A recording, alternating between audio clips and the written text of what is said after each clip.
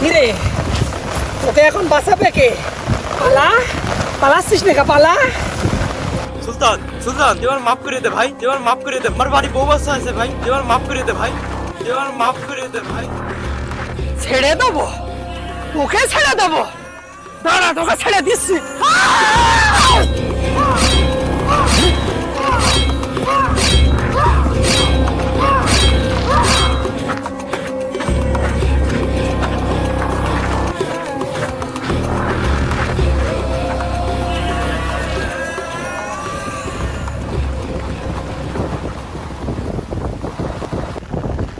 বস, এই যে আপনার ৯৯টা হলো।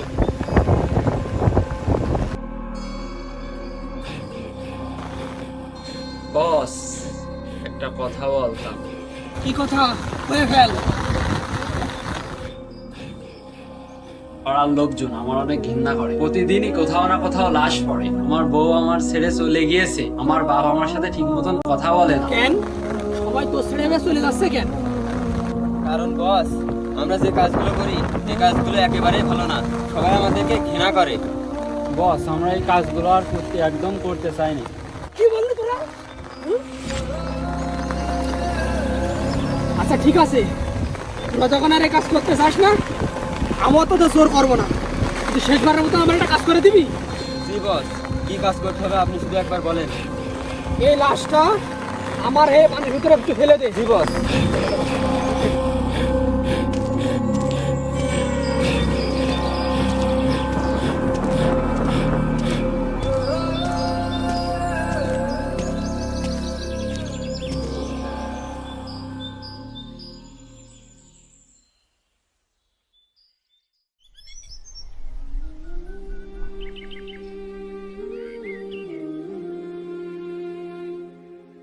ওই দেখো উনির বাপ আসছে, ওর একটু হায়া লজ্জা আছে, ঢ্যাং ঢ্যাং করে চা খেতে চলে আসছে। আকাশ আলী ভাই, আমার এক কাপ চা দেন।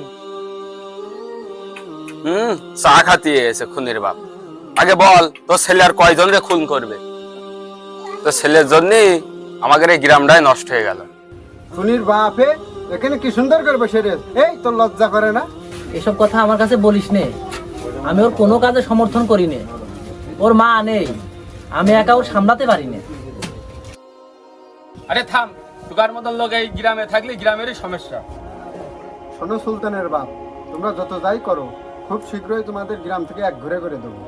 তোমাদের এই দুই বাপ বিটার এই কুকীর্তি খুন খারাপি আমাদের এই গ্রামে চলবে না, তোমরা দূরের গ্রামে চলে যাও।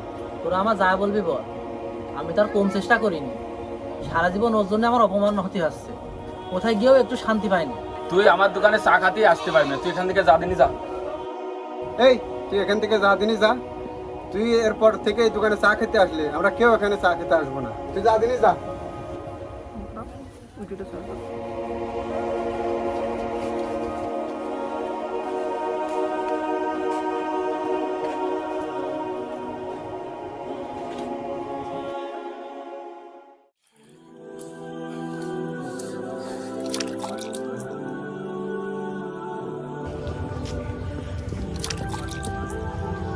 তুই আজকেও ফোন করে আসলি? তুই কি আর কোনোদিনও ভালো হবি না? বেশি কথা না বলে এখান থেকে যাও দিনি, আমাকে আমার কাজ করতে দাও। হাই রে তোর কাজ, তাই এটা দিয়ে তোর কয়টা খুন হলো?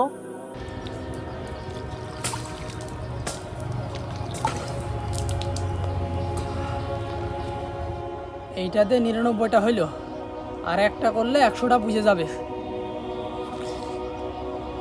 জানিস সুলতান, আজ দোকানে গেলাম এক কাপ চা খাবো বলে, কিন্তু দোকানের সবাই আমাকে অপমান করে তাড়িয়ে দিল।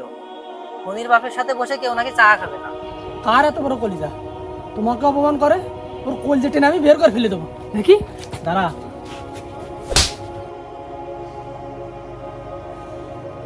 তুই আর মানুষ নেই, তুই একটা শয়তান হয়ে গেছিস, শয়তান। তুই যদি এই খুন খারাপি না ছাড়িস, তুই আমার বাড়ি থেকে বেরিয়ে যাবি। তোর মতো খুনির আমার এই বাড়ির কোনো জায়গা নেই। আমি বাড়ি থেকে বেরিয়ে যাবো কেন?